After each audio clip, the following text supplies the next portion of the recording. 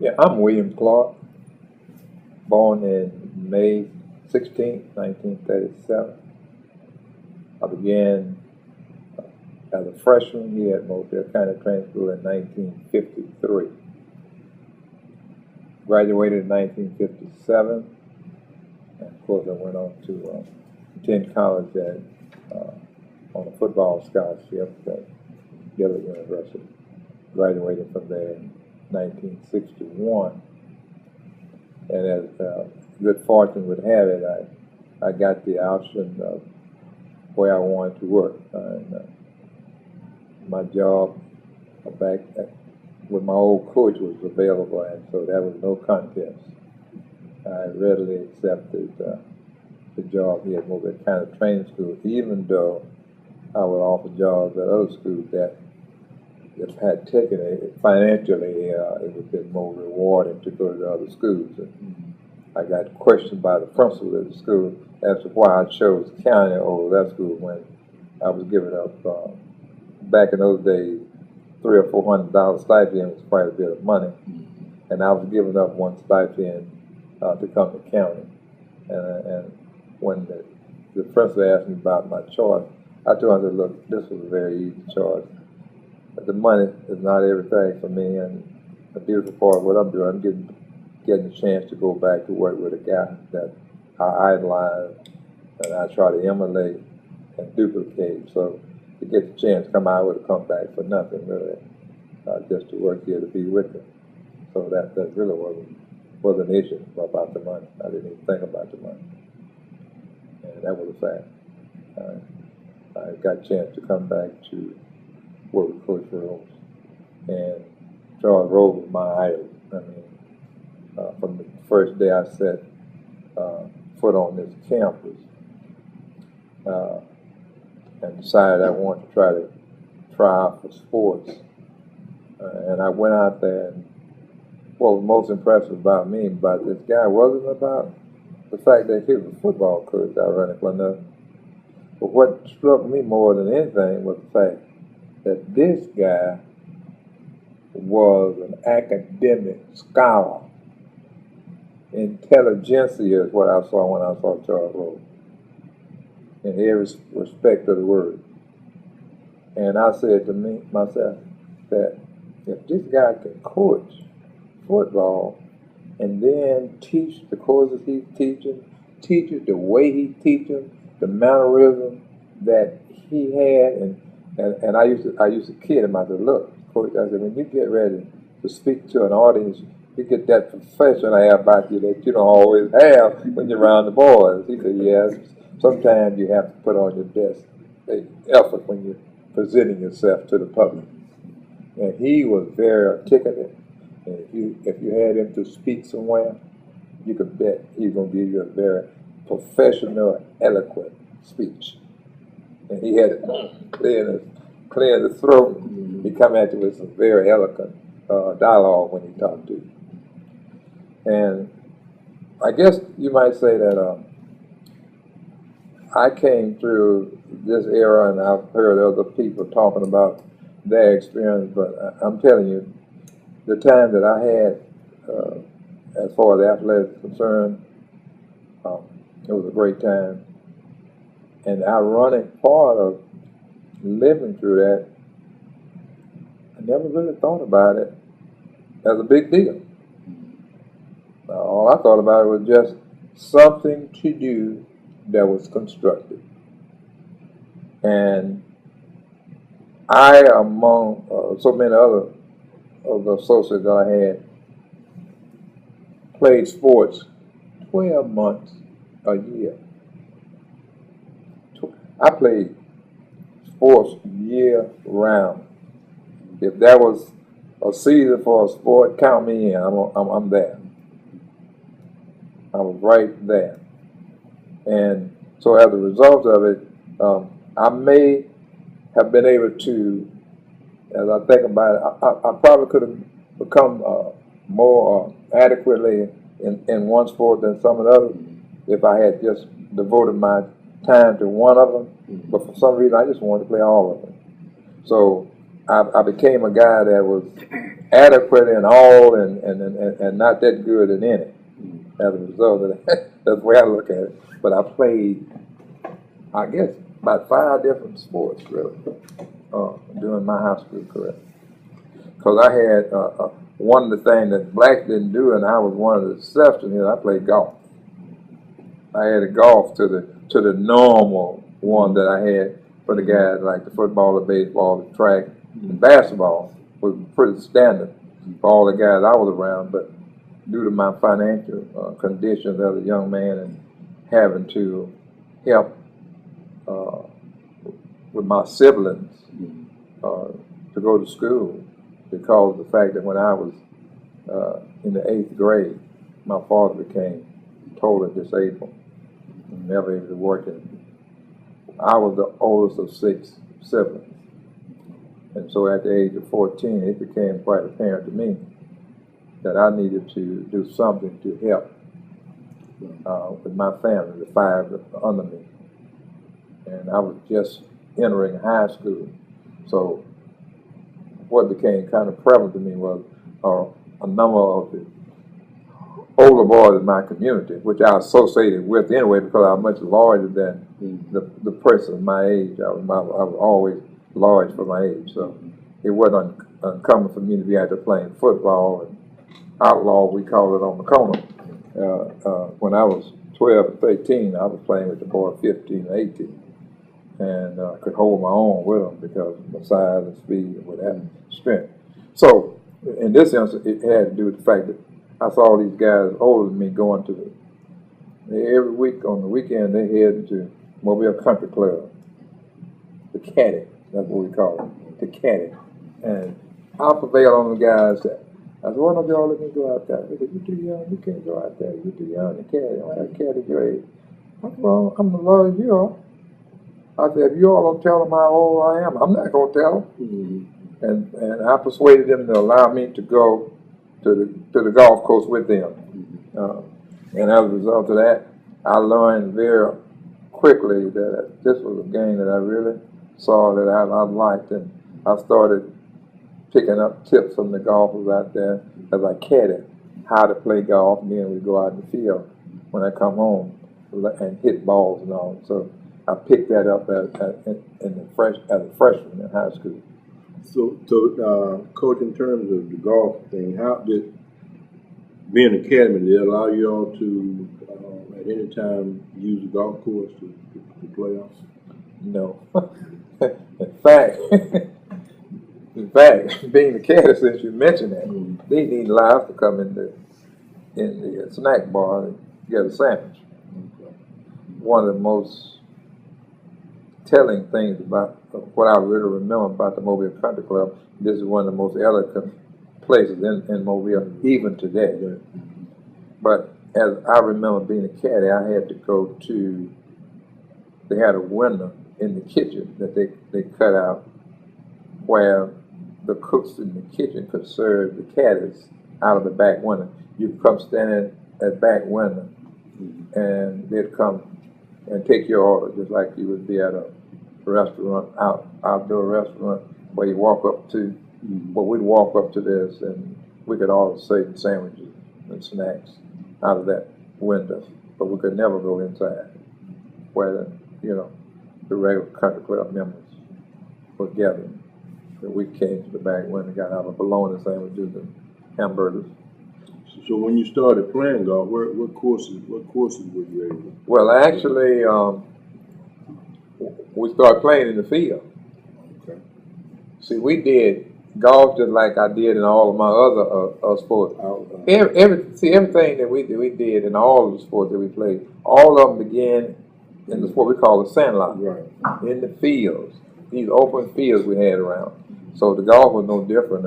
I started playing golf on the school campus out in the field. We hit ball. We'd go out there and take a push lawnmower and lawn us a little area, call that the green, put a hole, make a homemade flag, and put a number on it, and we hit from, and we'd be over at Trinity Gardens there. They had a lot of space out there. Blunt had a lot of space before all the schools built, and those were 2 good places supposed to build 3 or 4 holes when we play golf like that. Who were some other, speaking with golf just a little bit here, Yeah. who were some of the other blacks that came along during your time that you were playing with, or that participated and did what you did in terms of practicing their golf skills? Okay. Well, one guy you may not know about was a guy, you know, John Walker. I know you know John Walker, who attended Mobile County Training School, which I had the pleasure of coaching. He played football with the faculty professionally. Well, ironically, John Walker had a brother that was a professional golfer named Tommy Walker. And Tommy Walker's daughter is the doctor in this building. That's Tommy Walker's daughter, John Walker's niece, right here on the campus right now. And Tommy Walker still lives, and incidentally, he's low sick right now, very great. When all that cog burned, he was out there, and he's still there. But Tommy Walker became a professional golfer, playing with Calvin Peavy and all of them down in there. And what happened with him in golf, when he was trying to make the big circuit, unfortunately, when he was going that, what's called the Q school, he got hit in the back of the neck with a golf ball. And it temporarily paralyzed him, and it permanently made him kind of imbalanced where he never was able to play to the level that, but as growing up and playing with me and all that, he became the first black professional golfer from this area. And I don't know anybody else that I know that play golf that have ever accomplished the abilities and skills that he had. You know, so he was one of the guys that I was with all the time. I could beat him sometimes, but not too often. Well, Coach, you have been in a variety of experiences, both in terms of athletic, administratively, and you have been a part of politics in Mobile. So we're going to cover all of those particular areas. But let's go back in terms of your sporting days at high school, in some of the people that inspired you to play sports, some of the sports you played, and some of the people that were around you who played those sports who were great athletes that you want to talk about. Okay. The first person I want to talk about happens to be a cousin of mine, because for all the things that I have tried to do in sports, it started with me being an idol. And that's what athletes do. They have somebody, most times, that they idolize. I had a cousin named Fletcher Coleman, who graduated from Mobile County Training School in 1947. And that was the person that I idolized, because he was a fantastic football player, but he was a great baseball player. And so, as a young boy, I got the benefit of going with him. If he would take me with him, my mother would allow me to go. When I was 12 and 13 years, I could go to where they played. And like I said, everything was barnstorming more or less. So you played on Sunday evenings and maybe Saturday evening. You traveled to different places. And she would allow me to travel with them and go with them as long as Fletcher would come and pick me up, and with no problem. So I got a chance to travel to Biloxi and even up to Meridian, where I found I had some cousins later on. I didn't know at the time I had them, but I had cousins that were outstanding baseball players. So with Fletcher, I got a chance to go around, and then football, he'd take me to the football games and what have you. So that's how I got started. And that's how I got involved at a young age, because what was equivalent to a middle school age for the guys now, we didn't play sports. But because I was large for my age, and because I was associated with the guys that were playing, they allowed me to start playing football and baseball when actually I was just like a middle schooler. When I was playing with the high schoolers. So as a result of that, my size was larger, I kind of got advantage of the guys my age in terms of my ability, because I started earlier and I was out there with these guys. So I started idolizing these guys that were playing ahead of me. And I got a chance to come and see the likes of David Miller, who we call Cat Food. And I got a chance to see Penn, the fullback James Penn, playing. He had kind of And Fletcher would bring me over here to these games, and I saw the guy, William Brown, kicking extra point field goals. Back then, we called him Croker Sack. Yeah. Yeah. I got a chance. I was out here as a young boy on the campus when they were playing to see all these guys playing football, and I was just in awe of the ability these guys had. You know, Bud O'Miller, they were fantastic, and I got a chance to see some guy don't hear too much about. We call him Panama. They all these guys had nicknames, but we had a guy named Woodrow Smith who played on the. Woodrow played the right halfback, and David Miller played the left halfback, and they made that terrible tandem that Coach Hart was speaking about. And I think they may have graduated in class of 51, something like that. But they were just, and so year after year, I got a chance to see all these great, like Lonzo Green that's out here now. Well, I get a chance to see him playing. He's fantastic, the left halfback on the team. And certainly, as I got a little older and got closer to high school level, and there were a large number of guys that came from what we call the Pritchard community. See, we had at County, being the school it was, you got people that come from all over town here, but they kind of came in clusters. You had the Saraland Axis cluster that came down 43. You had the guys from down the bay, Mobile, that came that way. And then the largest cluster of all you had, because there was no Blunt at this time, the largest cluster came from Pritchard. And the ironic part of that cluster that came from Pritchard, we'd have anywhere from at least, I said, 20 guys that would be on playing football. And the uniqueness, and you would not believe this, and I think about it now, it's hard for me to believe it. But for those 4 years that I played football here at County and walked with those guys, 20 or so guys, we walked home every evening for football practice. After practice, we didn't have vehicles, didn't have buses, so we walked. And we just had a good time walking 5 miles every day after practice, home. 5 miles. And I live a little further north than most of the Pritchard guys, because I'm basically from Whistler, that's where I grew up. And that was everyday thing for 4 years. So what do you contribute that kind of commitment to in terms of the knowing that you're going to, after school, you're going to practice football for another hour, 2 hours, and then you've got to go home and study? Yes. What do you think motivated individuals to do that? What created that kind of motivation? But as best as I can describe it, the motivation came from people ahead of you. You tend to, if you got on the right track, and thank God I got on the right track, if you got on the right track, then you want to emulate or duplicate what you saw people older than you doing, and that you thought was successful, and that you idolized doing something positive. And that's what motivated this group. We kind of fed off of each other. The older guys were kind of the leaders, and the young ones kind of followed. And it was a kind of perpetual thing. As you become one of the older ones, the younger guys behind you followed you. So this thing continued. We get one group, graduation, next group stepping forward, and then the youngsters coming up and wanted to, it was a proud thing to be walking, just to be walking with that crowd. Because if you were an athlete, you didn't walk with this crowd in the evening. Only the athletes were in this crowd.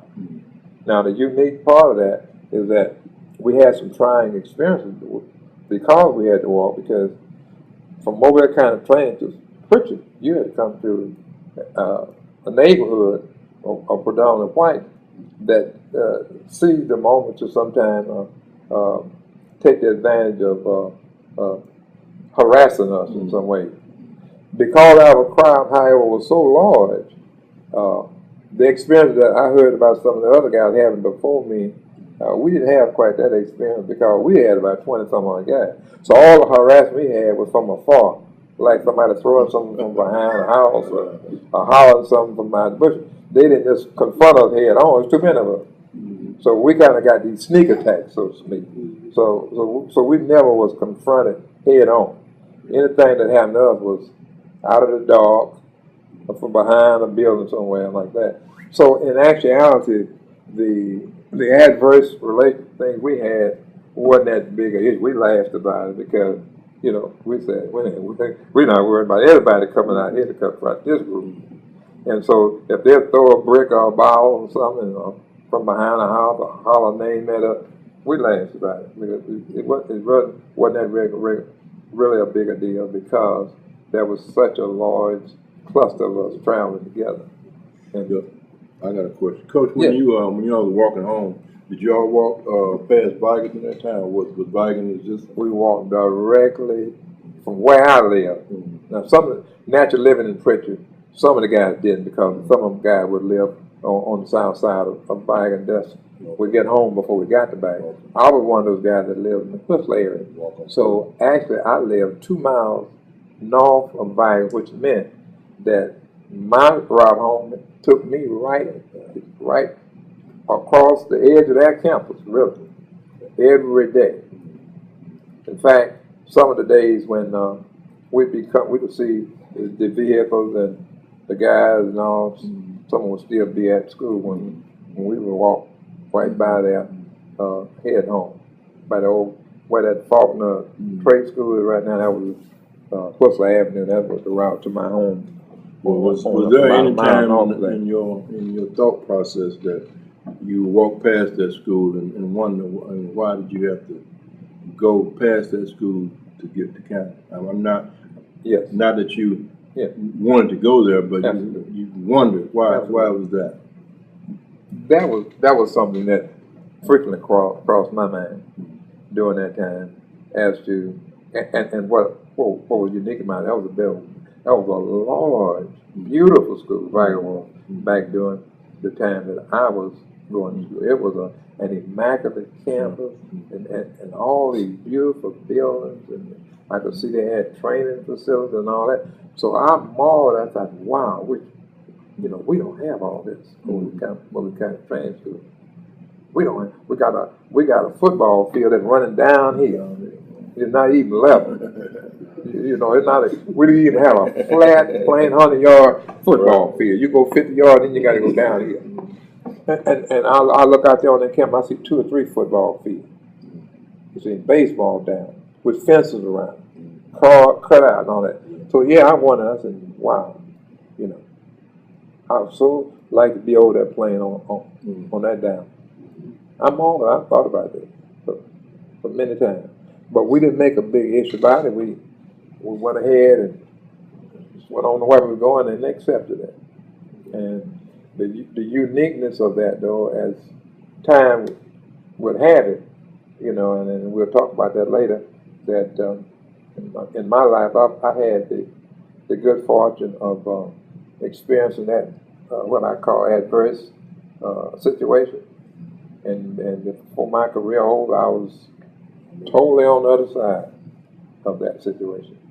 And, I came from the situation where I couldn't even go on the campus to the point that I was running the campus.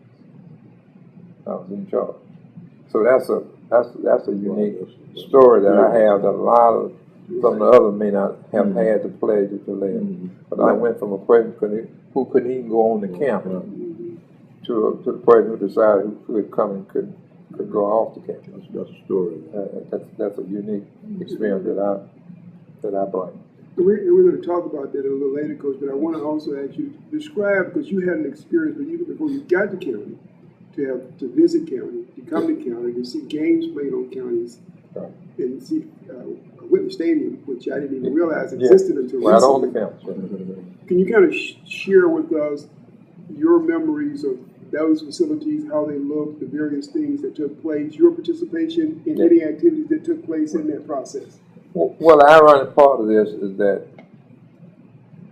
Mobile County Training School back in the day was unique among the black schools because this was the only black school that had a stadium of their own. The others didn't have one. So it wasn't uncommon for Central, Dunbar, those schools to come over here to play a game at Whippet Stadium. You see? And so we looked upon that with a lot of pride, even though it was just a few old bleachers along the side of the school, some outdoor toilets, and had a fence around it. And people had to pay to come in to see the game. So they had somebody at the gate, and so you had to pay, but they didn't mind, and they come and even though we say we had seating, the vast majority of the people that came to the game had to stand up.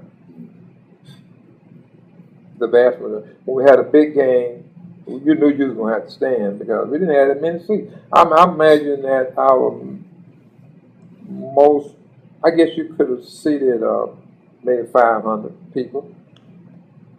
We had enough seating for about 500 people. So everybody else that came to the game, we had, when we played like a Central, they played their first game, I got a chance to come out here and see Central play County, like in 1947 on the campus. Right. And they couldn't, no, that wasn't Central. That was Dunbar. Because Central wasn't even school in 47. They became school in 48. Dunbar. Central kind of took some of the students from Dunbar, some of the students from County to make Central in 1948. And so, but then they would play back out here because at the time Central didn't have a stadium down there. They had a little small campus down there, and even though they made a high school out, it was a small high school that first year, until they built a new school. So what I experienced out here was the fact that this was a place to come. This was an exciting place to come because as far as blacks concerned, that was not another place you could go other than when occasionally we could get Carver Stadium to play some games down there. That was the only other place we was playing during that time. It's Carver Stadium, and you couldn't get to Carver Stadium all the time. You just get it sometimes. But over here at Mobley County Training School, this was the major place for people black to come for athletics, particularly in the area of football, and not only football, in track. They had track meets out here on the campus, and this was the place that had the space, and so it wasn't uncommon for people to look forward to coming over here to. Because other schools didn't have those. They didn't have it. And we had to wind up trying to rent something or get something that the whites wasn't using. Right. You see, at the time, to do anything else. But over here at County, this was one unique place that you could play, and I want to take it a little further, even to play basketball, outdoor on the clay court. Right here on this campus was where we'd come to play basketball games. Our town team coming look. We didn't think anything about it. And that was very unique that you had to learn to shoot a basketball and consider the wind when you shot. When you shot a shot, you got to consider the strength of the wind, and you got to allow for the wind on the jump shot. I'm serious. And the guy learned how to do that. Absolutely. Because we played until I was a sophomore. Here at County, we were outdoors, 100%. So when was the gym built? The gym was built in 1955. Okay. And we were the first group when I was a sophomore, in my junior year when it was built. And that's when we first got a chance to play in a gymnasium here. All the rest of our game we had been playing outdoors. Now when we went on the road to play them people. Some people had a little auditorium thing they played in. And we'd play in the auditorium. They got a stage up there in front. But then you run into that stage. They go so close to the stage. We'd be up in Monroe, BIA, and all of them places. They had little auditoriums. And it wasn't regulation. They make half court be 20 yards over what normally should be back here. And instead of having 100 foot, you may have 80, or 70 feet. But you play right on, But this school, with all of its commonness, was still one of the best around.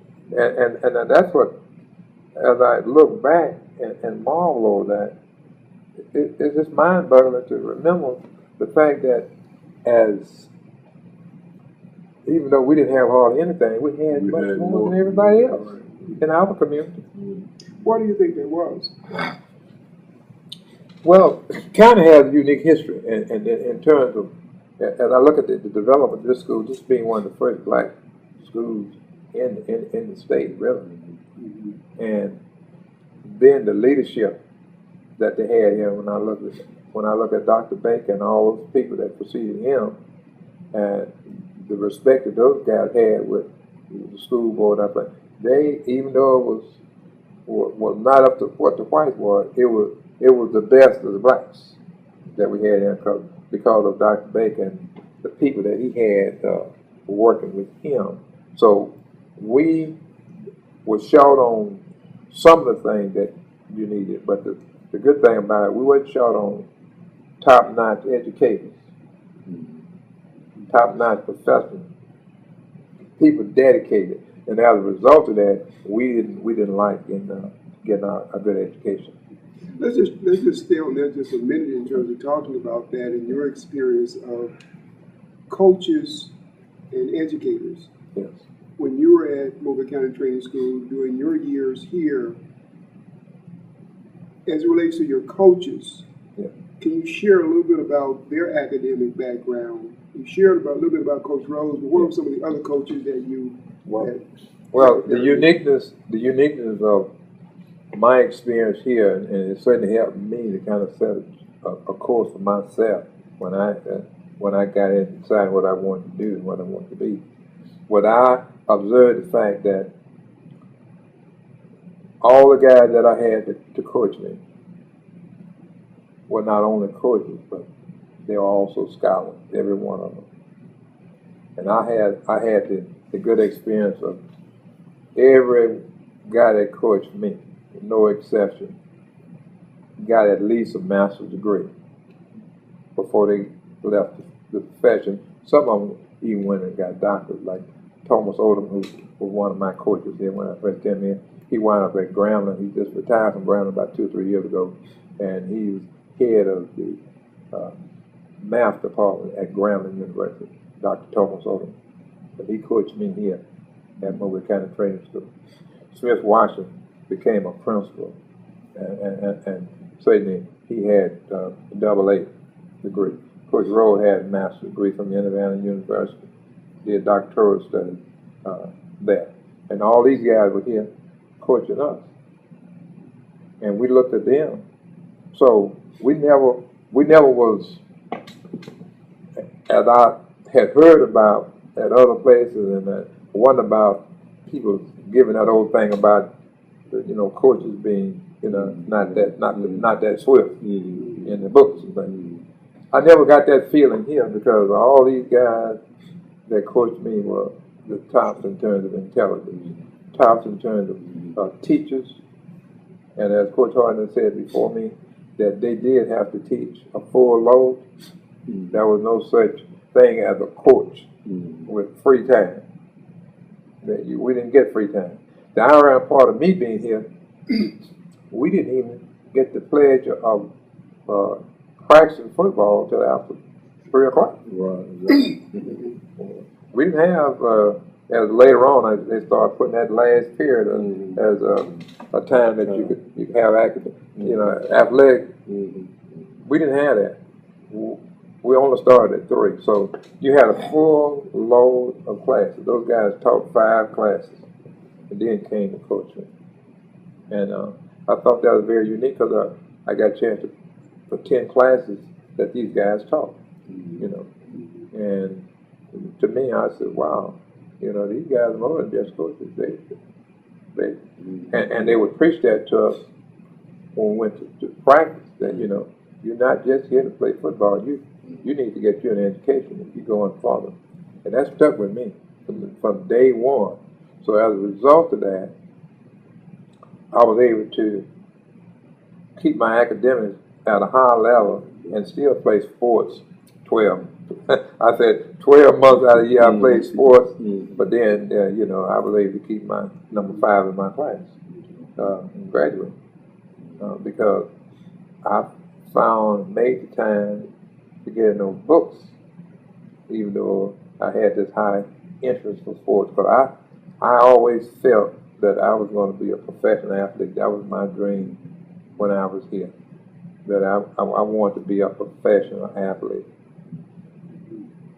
And my way of my thinking, which I think was kind of erroneous at the time, but that's the way I thought anyway.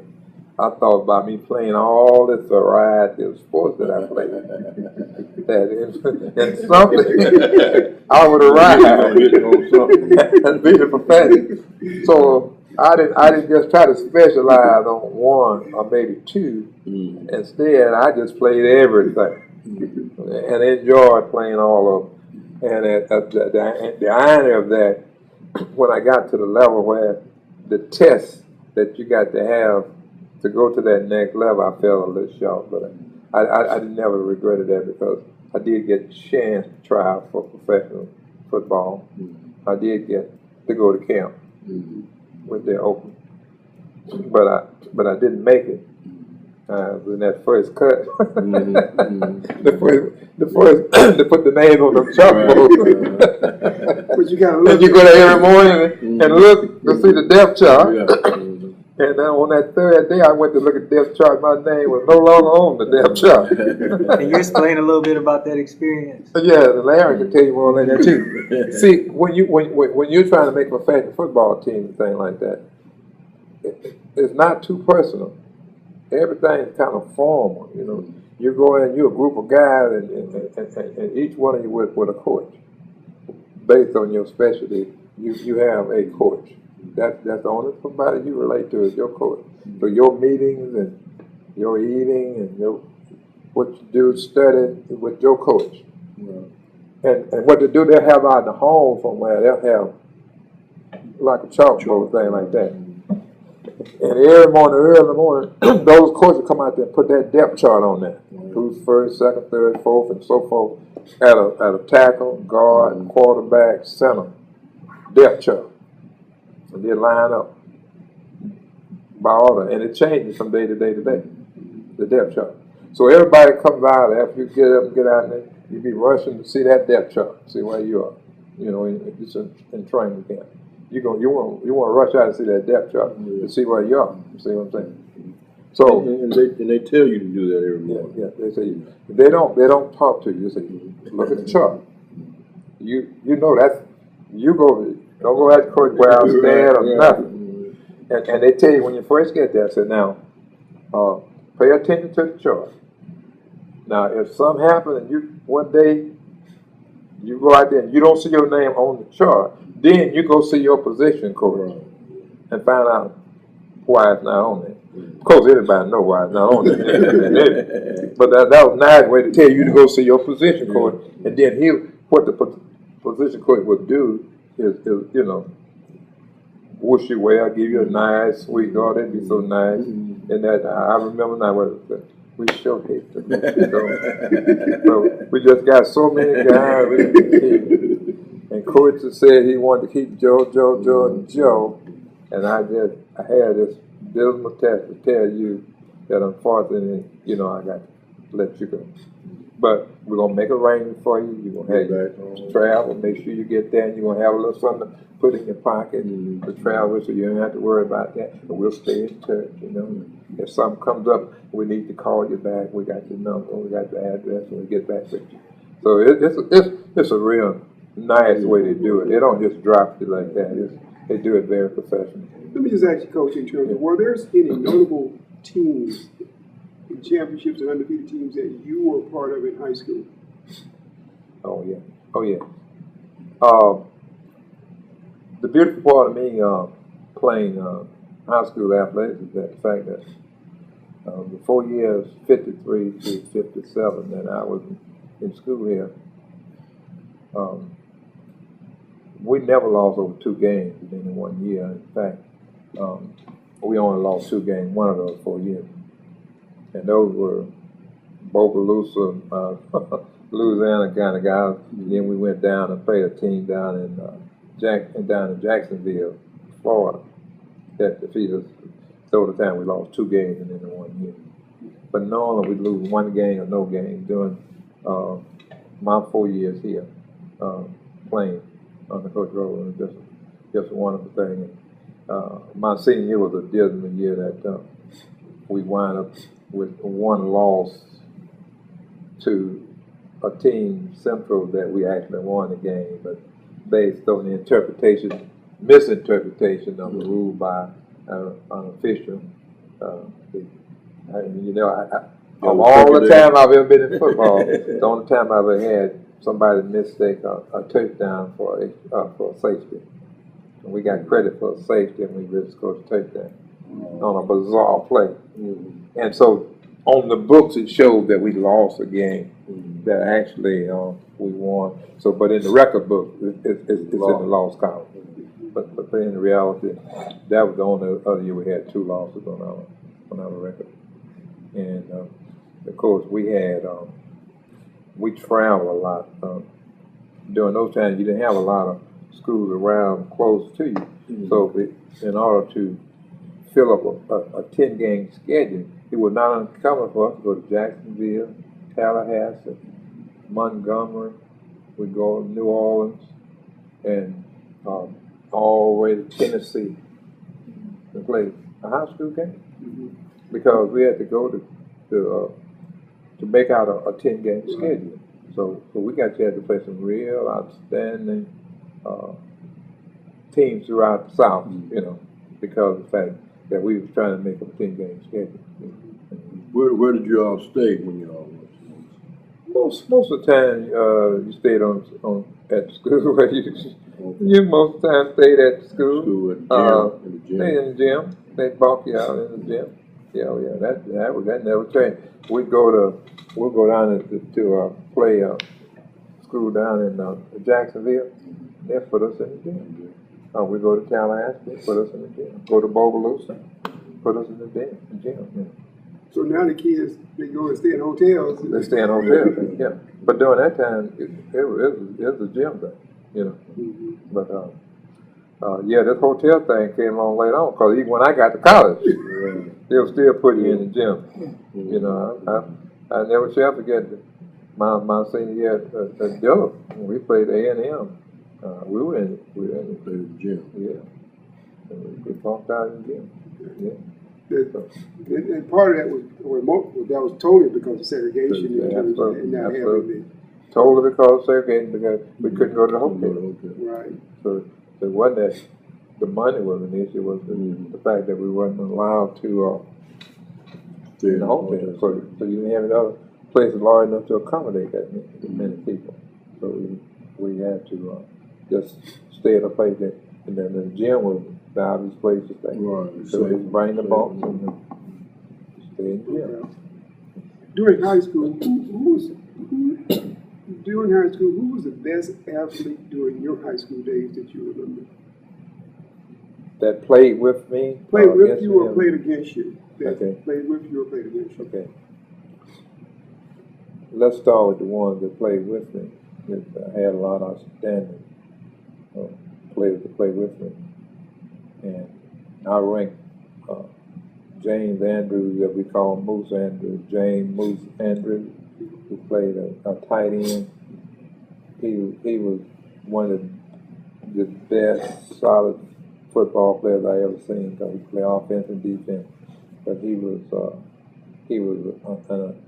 a guy that said something like this: you'd be behind the game and it's getting late in the game. He said, just get it to me, I'll score it.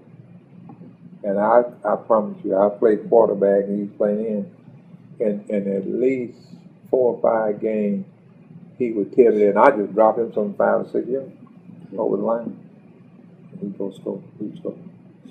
I mean, he was just that. He was just a man, a muscle built, and just run over people, over, through you, around you, whatever he had to do to score. But he's from right here at Plateau, James Moose Andrews. And he had been, I had a left tackle named C.B. Jones. C.B. Jones could have made any pro team. He's gotten a chance to play. C.B. Jones. And I think C.B.'s a plateau also. C.B. Jones. He played left tackle for us. Very outstanding. And of course, I had guys like John Finch, that we call Bubba Dick. He was fullback behind me. He was outstanding athlete. I had Bobby Henderson, very outstanding athlete. Played. Then I had Bertrand Edwards. Played the halfback behind me. It was just something to see him. Something. I mean, he was just a fabulous, outstanding athlete. And those were some of the better ones that I had on the team that I came through with. In the city, were there other athletes that you may have? Oh, I know. Oh, yeah. I know your senior year, and I think it may have been his junior year, it may have been his senior year at Central was Bill Dillard. Oh yeah. Now at Central, now when I go to talk about the guys that we played against, now Central had an outstanding group of athletes. Bill Dillard certainly was one. He played quarterback opposite me. And we got a chance to bump heads again in college because he was at Tuskegee with Coach Hart. And I was at Dillard, so I got a chance to play against both of them at Tuskegee. They beat us. But Bill Dillard was there, and then he had guys like Big Charlie West, an outstanding guard on his team. William Pressler played, and William went on to play pro ball for a while. But he played baseball with us too. Tommy Aaron, Hank Aaron's brother, outstanding end for them that played against us. He was something to behold in high school.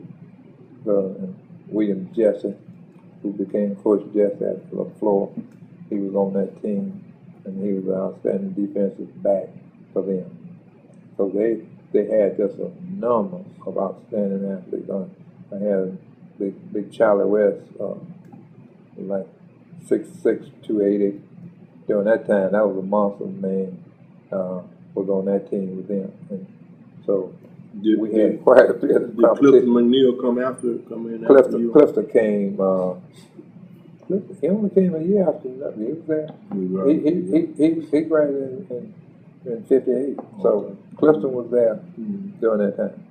And he went on to play with Cleveland Browns. I saw Clifton just the other day, and he played with the Browns, and he was at Central.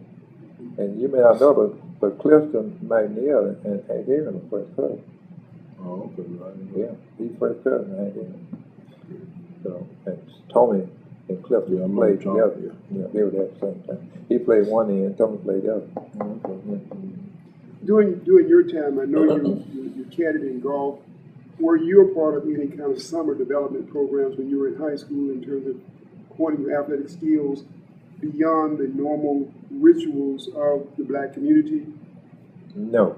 The only thing that we had that I was a part of during the summer was our standard sandlot play. And we played barnstorming all over the Mississippi and Alabama and an occasion over in Louisiana playing during the summer. And we had old trucks and things people in our community had, or some old, and a few people had old buses that we used to ride to play. But basically, most of what we did in summertime was play baseball, and we traveled all over the place playing. I had the good fortune of having some relatives who were real good, outstanding athletes. And they used to invite us to come up to Meridian. That's about as far as we go north of Meridian, Mississippi. And I'd go up there, and I had outstanding athletes in my family, the Boyd. I know you've heard of Dennis Arcand Boyd, with Boston Red Sox pitcher. No, but that's my first cousin. And he had two brothers that were better at the high school age, just like Billy Williams' brothers. That's another good example. The brothers, Billy had three brothers better than him, three in high school that were better athletes. But he was the baby of them. They were older, but they were better. When and I was here with Franklin Williams, who was one of the best athletes I ever seen in terms of baseball player, and made it all the way up to AAA. He signed a couple of years before Billy did. He made all the AAA and blew his right arm out, and they weren't having him designated hitter at that time. But he was the baseball player in the family. So during the summer, we all played together, and I was around with all the Williams brothers, Adolph Williams, Clyde Williams, Billy, and Frank, the four brothers. We were playing with that Whistler group. And then we had Artie Drumgo, and our coach was I heard someone call his name earlier.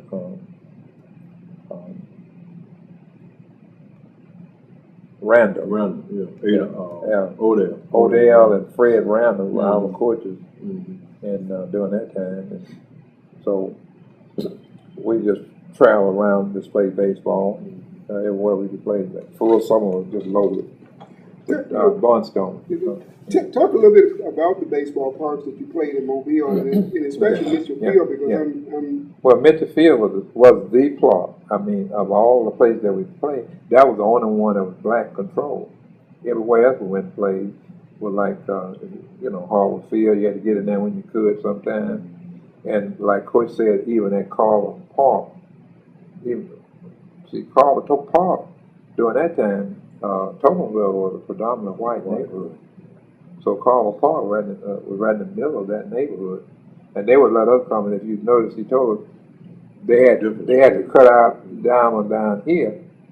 And if we wanted to be out there during the fact time that they were playing, we played on the grass down in the opposite end of the park.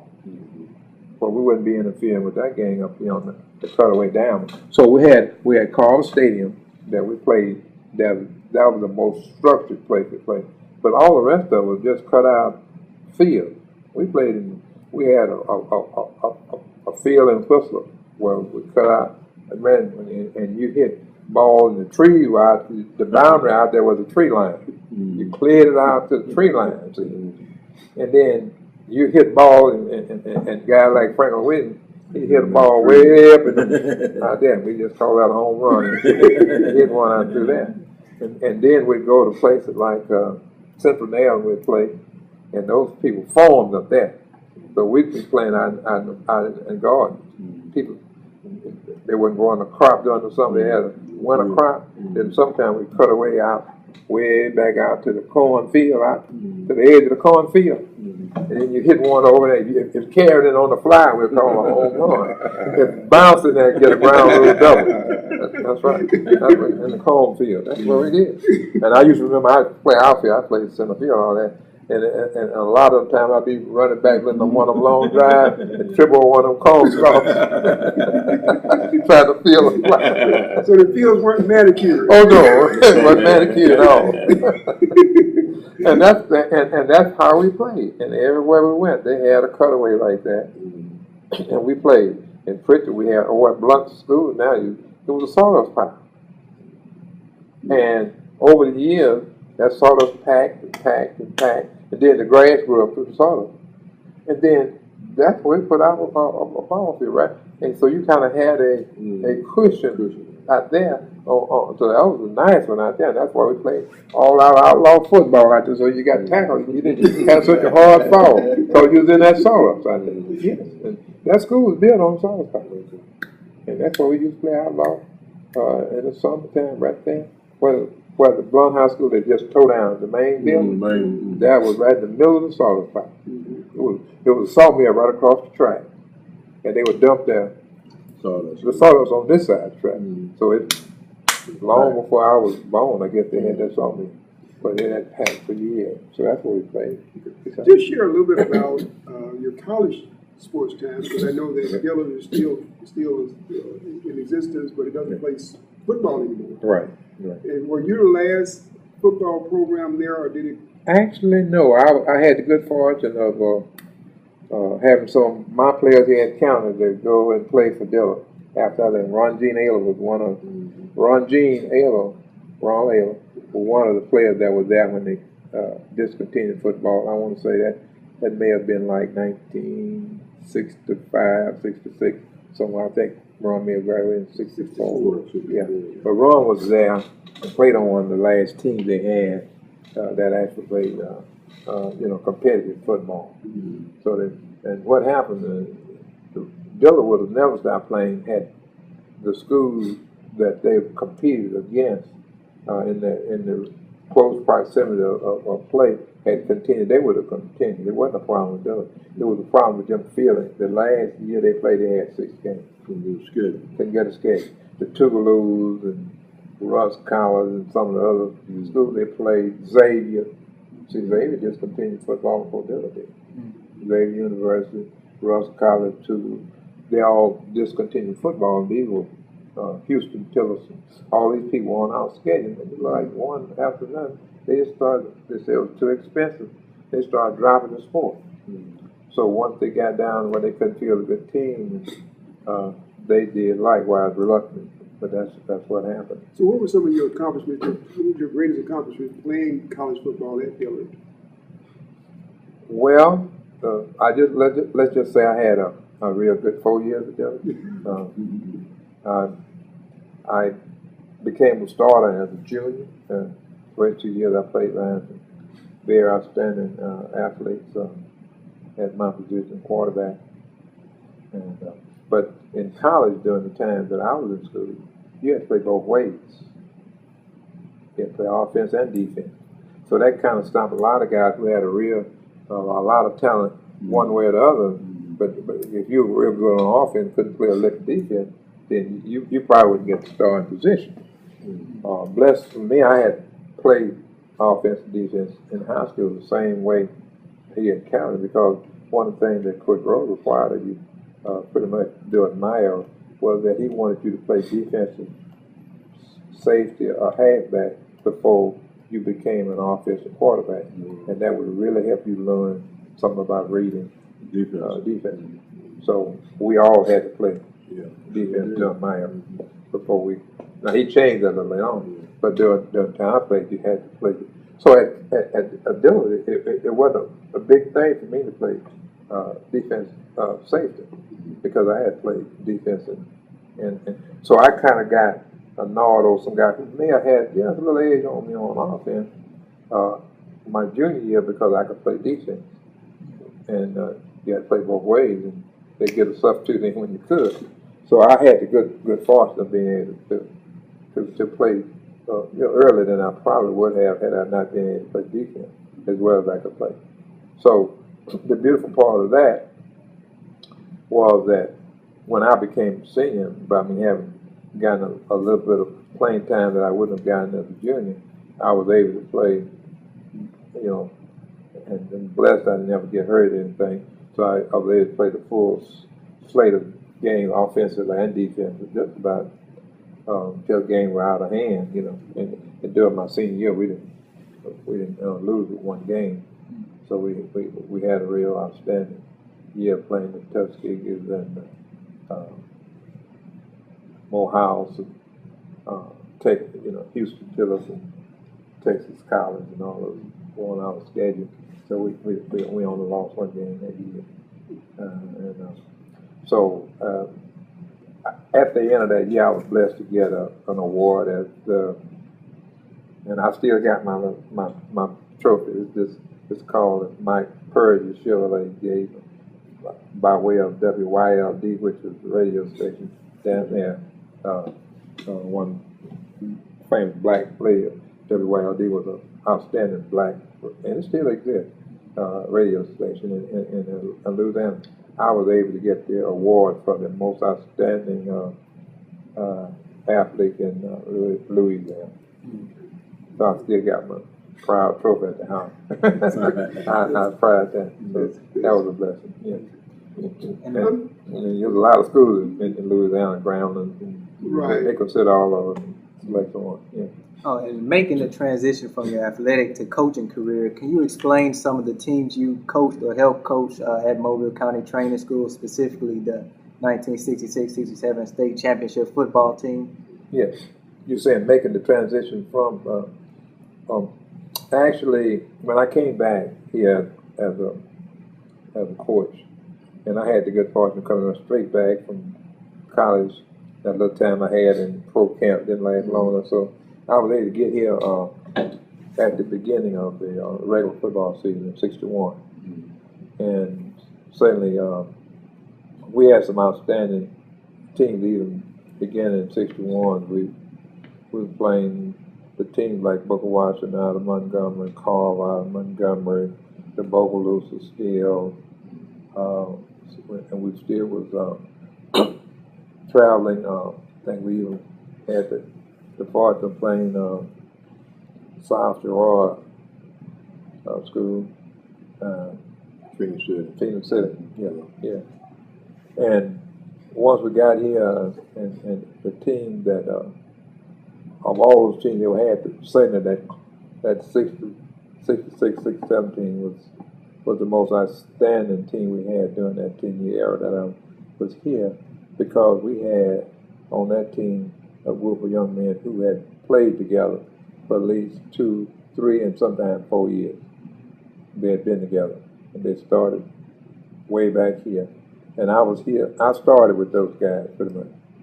And by the time we got to that 67, 66, 67 team, they were just a full. They had everything you'd want in terms of a team, in terms of ability, guys that knew what they were doing, and they had been playing together. They had that. What we always had in Canada, that esprit de corps, that devotion to its common cause. We always had that, and this team had it, and there were some guys with the type of mental capacities to not only play the game but think the game. So we were blessed with a lot of guys who were very knowledgeable of football.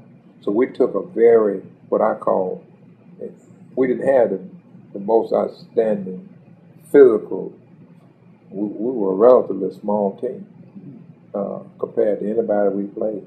If we compared weight to weight, we could give away 20 pounds a man almost in terms of offense and defense. But when it came to the actual physical participation, that weight didn't mean a thing. These guys had the speed, the knowledge, and all that. So we were fortunate enough to take the talent that we had, both the physical and the mental, and overcome some of the size that we liked in terms of some of the teams that we played. We were able to be successful in winning because we used quickness and smartness to overcome a lot of teams that by all means should have defeated us because of their physical statures and the athletes that they had that we were competing against. But those guys really rose to, in fact, for a team to be the size that they were and to win the number of games they did over the course of their high school careers, I would say compared to any group that I've ever been associated with, they had to be as good as any group I've ever been. From the beginning of the time they started football to the time they graduated, their effort was second to none in terms of what they were able to accomplish. And we know you had two individuals on that team, Larry Shears with it, and Gabe Coleman, and employee by the name of Valina McCants wrote a letter to Paul Bear Bryant, asking to see if he would recruit Gabe and Larry. Were you aware of that letter at that time, and were you a part of sending that letter up there, or was Charles Rosa a part of that letter? We all. What Ms. McCants did, and Coach Harden tell you, she was just like another coach. She was just like another coach. The only thing that she didn't do is come out on the field and put us in position and all that. But everything else associated with football, we looked at her just like we did to the other coaches. Because when we went on that field, she talked football to us. She wanted to know what was going on in the class, how you were making out, and if you wasn't doing what you're supposed to do, she's going to be one of the first ones to say, don't let me have to go to church, Charles Rose on you. And that got our attention. So she was right on top of what we were doing, how we're doing. And even when I came back in as a coach, yes, she'd be in coach meeting with us. And when these guys weren't doing what they're supposed to do, or if there was a need for somebody to be contacted, that we needed something written out or something, she would do it. Just like a secretary to the team. And so she'd get on the phone and call Paul Brown or anybody else. And a long time ago, because she had gotten started into guidance a long time ago as a guidance counselor. So she had already started contacting these schools for other students anyway. So she knew how to get the anybody at any college you want to speak of. So she didn't have any problem with calling anybody, trying to get these guys in school, trying to get these guys some kind of assistance. Right? And so she spent an inordinate amount of time coming to us, wanting to know who, what, and when in terms of getting some help for the players we had. So she didn't only do that for these guys. She did that for many, many guys. And in fact, she did it for me. If I want to go back far enough, she made some calls for me when I was in high school, trying to get me in school.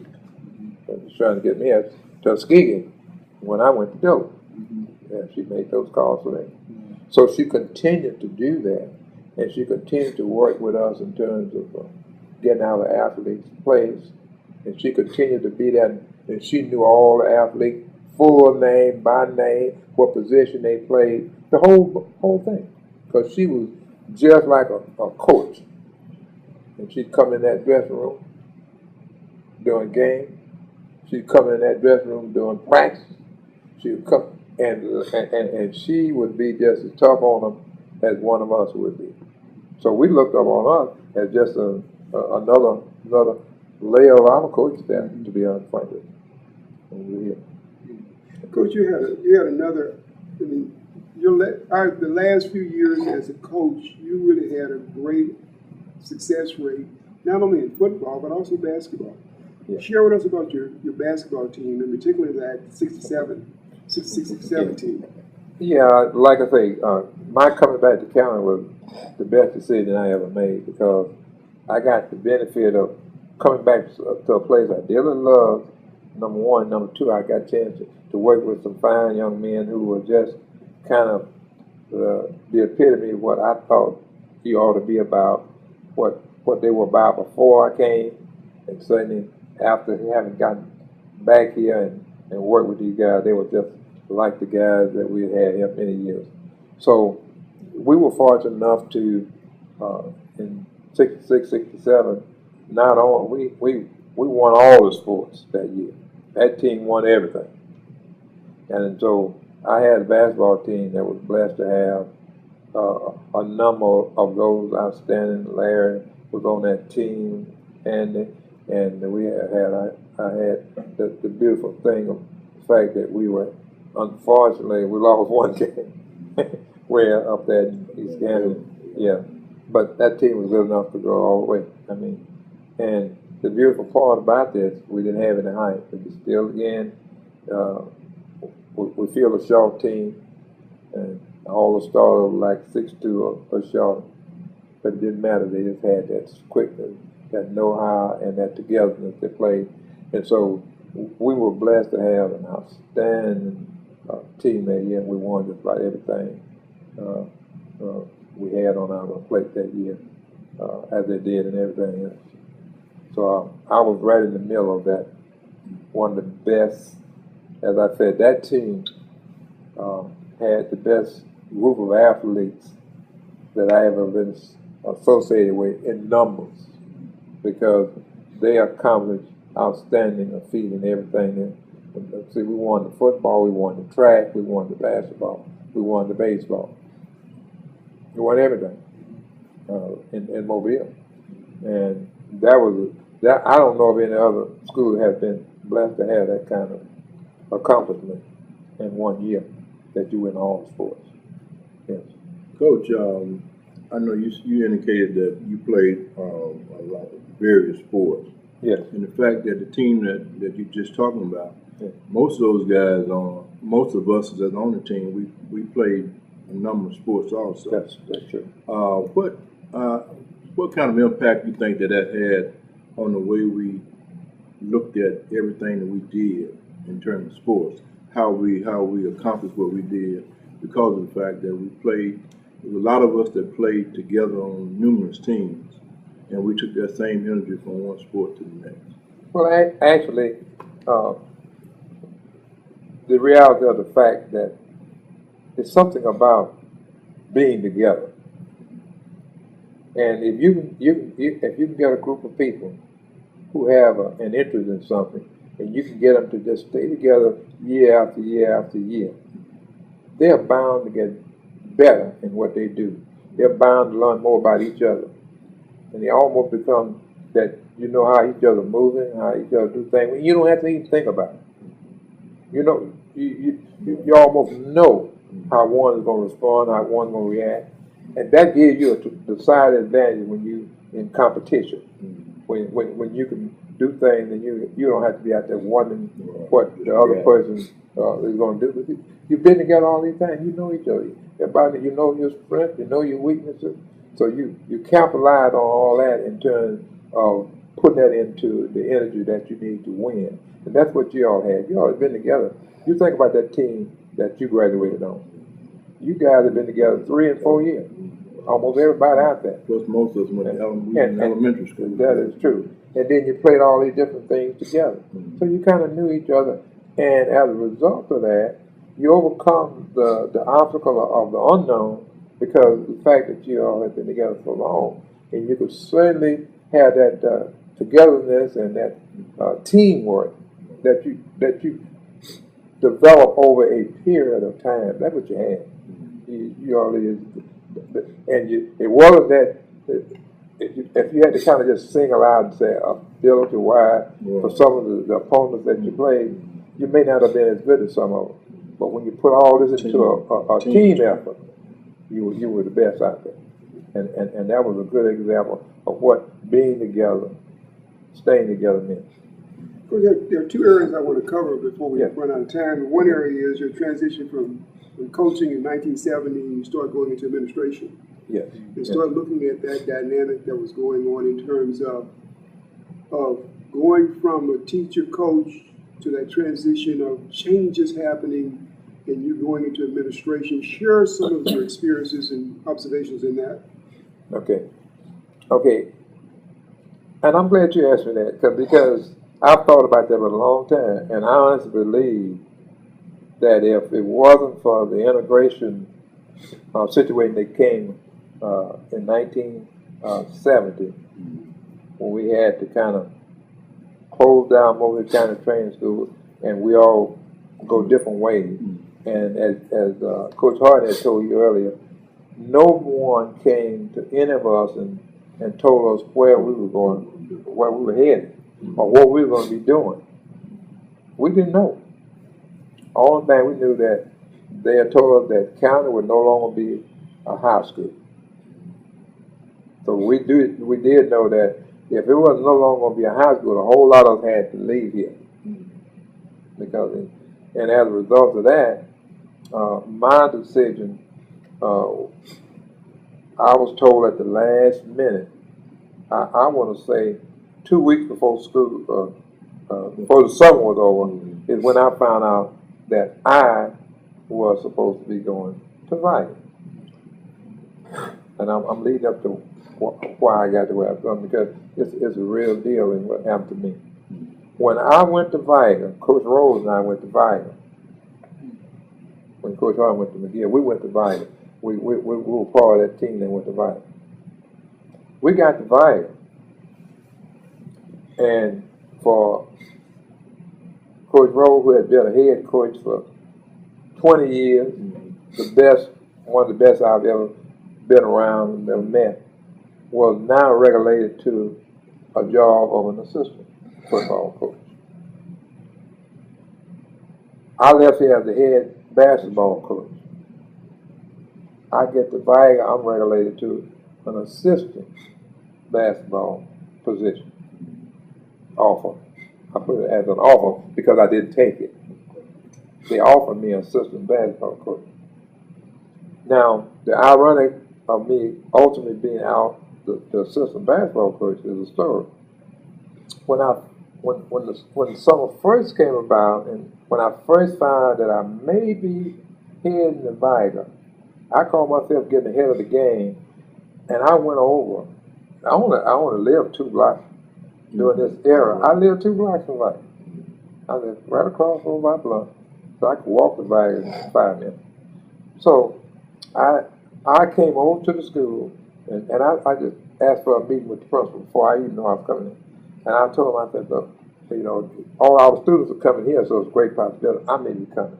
I understand that the present basketball coach was Billy Salter, will no longer be here because he had gotten a promotion to assistant principal.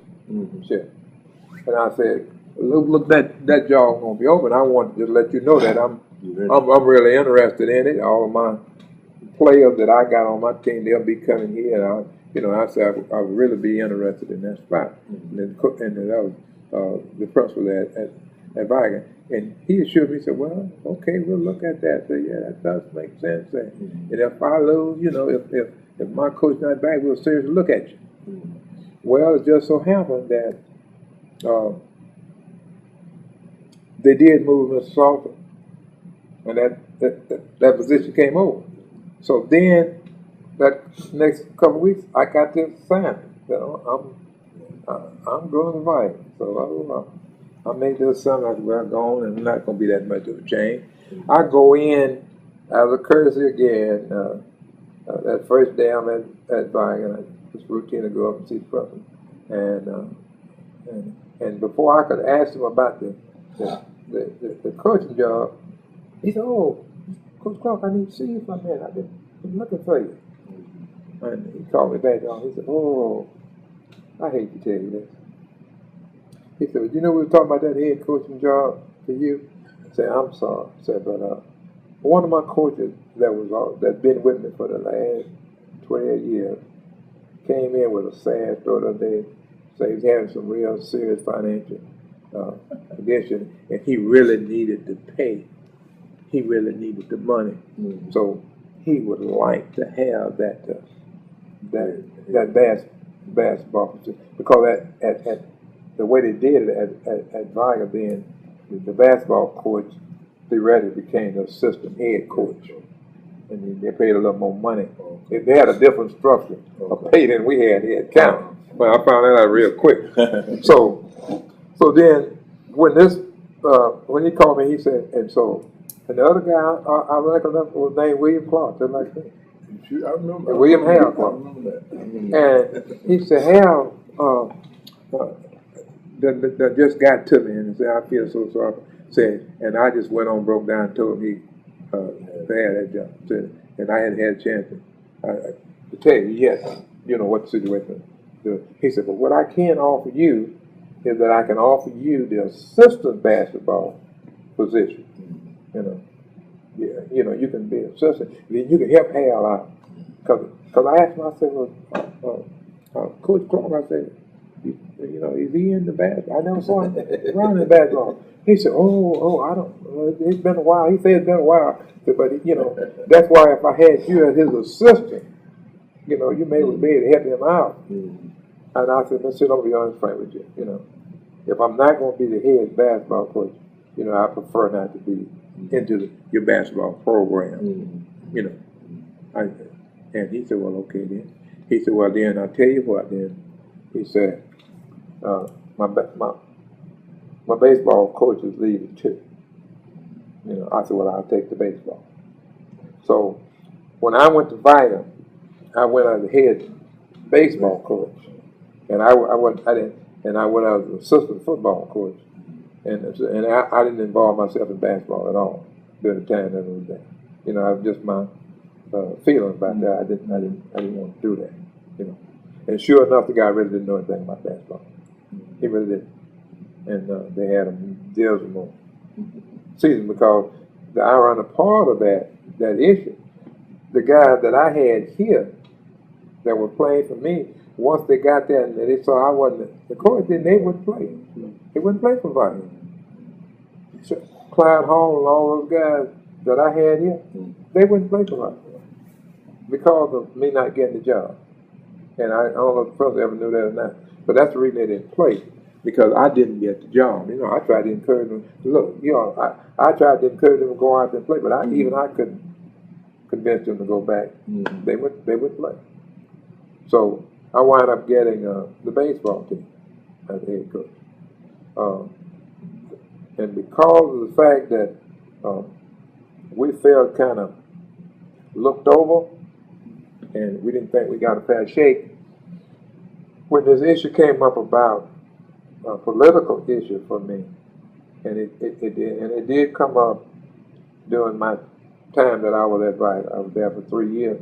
So in that second year, that's when I started getting these feelers about it, and I hadn't made my mind up about it. But then I finally made up my mind to go into administration. And I did that at Vigo because of the fact that I saw where, as far as athletics were concerned, I didn't feel like I was getting a fair shake. And in fact, I felt like that before I got there, but once I got there and got involved in the program, I knew we wasn't getting a fair shake, because here we were, Coach Rose, as students and knowledge of the game he was, and myself, we both kind of knew our way around with football. We get there and we regulated to assistants, and we have to go to these meetings and listen to a head coach telling us, talking football about things that we, and here we are trying to offer suggestions to him about how we can improve the lot of the team. And we had good talent. And we had real good, outstanding athletes there. And I was blessed to have on this team guys like Robert Brazil, Ricky Young, Don Reese. So we had all those guys. All these guys ultimately played professional football. We had them when I first went to Fox as part of the team. And we had all these guys. But we didn't maximize our potential with them because the coach had some real antiquated ways to do things, and we'd go with him with some of our knowledge of some things that we thought would help us be a better team. And he always say, okay, but then as if, you know, and he'd tell us quickly how many years he'd been coaching and what he'd been doing, and kind of pretty much put on the sideline some of the suggested things we wanted to do, implement to kind of improve our life. So we wound up that year being, I guess, 7-4, something like that. When we should have been 11-0. Yeah, but we were 7-4 that year. That kind of pushed you toward. And that kind of said to me, hey, this is not the best place for me to grow. So I was off from downtown, the invitation to get into administration at the same school. But we was having a lot of racial conflict at that time, and a lot of fighting, something like that. And one of the assistant superintendents down at Barn Academy happened to know me personally because during the summer I had the benefit of working out with Upward Bound. I was working at Upward Bound and at Springham College. And as a result of being at Springham College, I had his children in the summer program at Springham College. And that was the guy, Larry Newton, who would eventually become the superintendent. And so Larry Newton called me down and asked me would I consider an administrative internship. That's what they call it. When we first getting into, because I hadn't had any formal training to be an administrator. He asked me would I consider an administrative internship. If I like it, I can go on back to school and get my credentials and see about, And so I thought that was a good idea. So I said, yeah, I'll take it. So I took the job as administrative internship at Biden. Then I immediately enrolled in some courses at University of Alabama, who had Mobile campus out of Davidson, to get my AA in administration. I started to pursue it at that time. So the next year then I was promoted to assistant principal even before I got my degree in administration. And it was only the following year because I was going to school part-time, at night. And it took me 2 years to complete the coursework to get my double A in administration. But I always was an assistant principal before I got that advice. And once I got the full-fledged assistant principalship, then we pretty much got a pretty good handle on the racial conflict. Everything was smooth by then. And so then they didn't need. See, we had 4 assistant principals and 1 principal during that time. That was at Vargas? At Vargas, yeah, we had an assistant for each grade level. And then the principal. How many years were you at Vargas? I was at 3 years. 3 years. 3 years. Okay. And I know that when all this transition took place, Yeah. were there any black coaches, to your knowledge, to the public schools that was promoted to a head varsity position in the public schools, to your knowledge, in terms of sports? Only Coach Harden. Coach Harden was the only in that transition period of us going from a black school to a majority white school. The only person I know that was a head coach was Coach Harden. The rest of us went to wherever we went as assistant coach.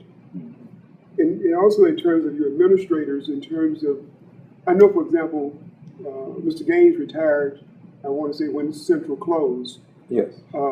Were there any other administrators, black administrators, that were promoted to some of the major white schools in administration that you're aware of?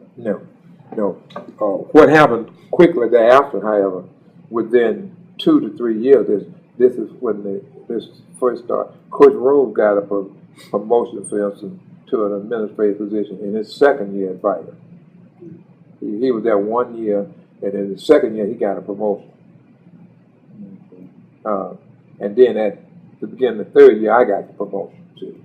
So it kind of was a time thing like that. We got them, but they came during that transition. Well, it wasn't a meeting, but he went to Murphy as an assistant principal in his second year. And we all started looking around. And he kind of felt like I did, because we talked about it. He kind of felt kind of locked in. We didn't see where we were going to be able to because what I was getting to, if county had not closed, and we had to maintain a high school, I doubt I ever would have gotten into administration. I love coaching so much.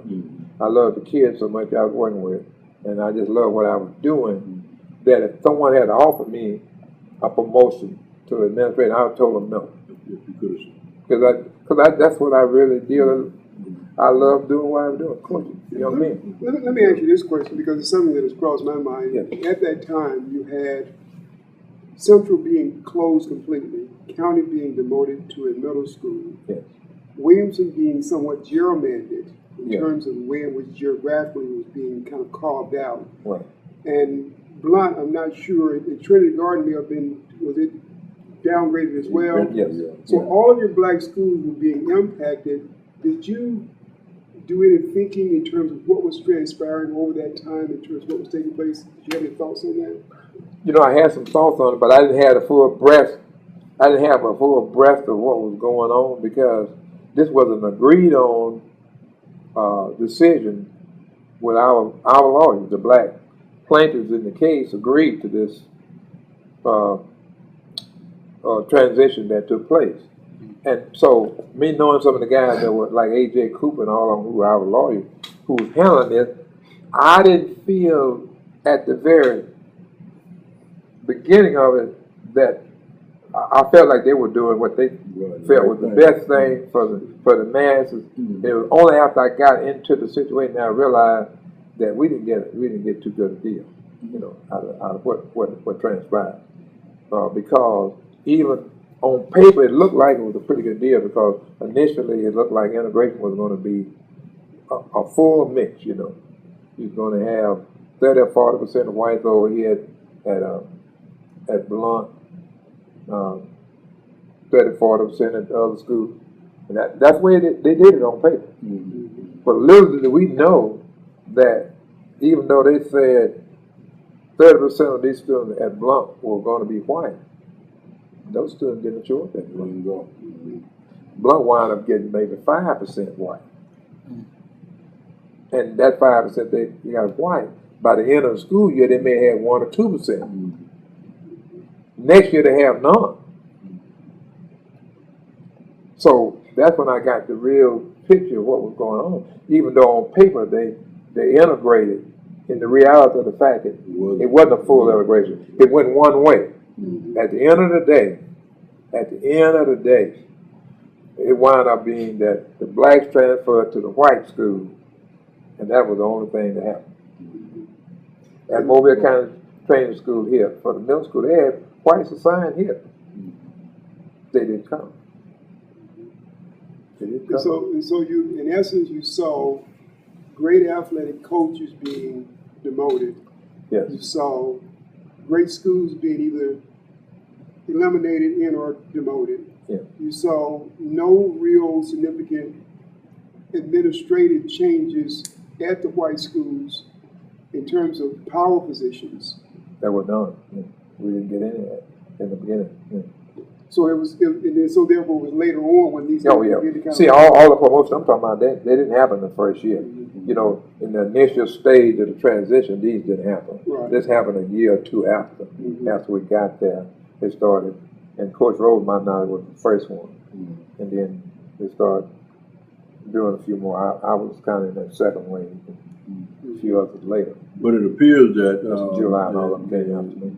The black coaches and stuff, they had to make a transition. They couldn't, most of them didn't get back into coaching in the way that they were coaching at the black school. A lot of y'all just made a transition. You didn't get the position, but let me tell you how they pacified us. They pacified us. You know how they pacified us?